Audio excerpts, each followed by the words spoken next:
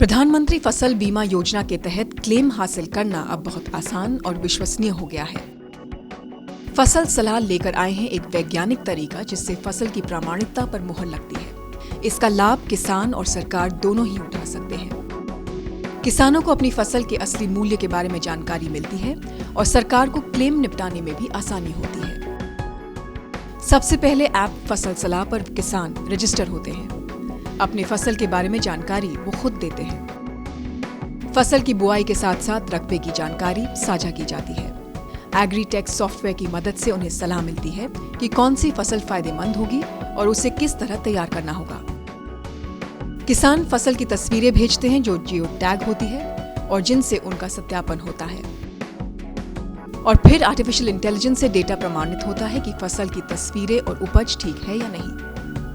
बाद में उपग्रह से ली गई तस्वीरों से फसल के क्षेत्र का मिलान किया जाता है।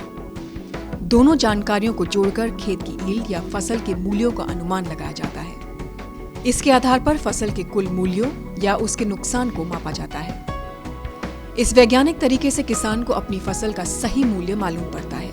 फसल को हानि होने पर उसको सटीक रूप से मापा जा सकता है, जिससे सरकार को फसल का क्लेम तय करने में मदद मिलती है।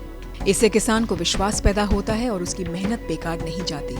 साथ ही सरकार को किसानों के साथ काम करने और उसकी मेहनत की भरपाई करने का मौका मिलता है।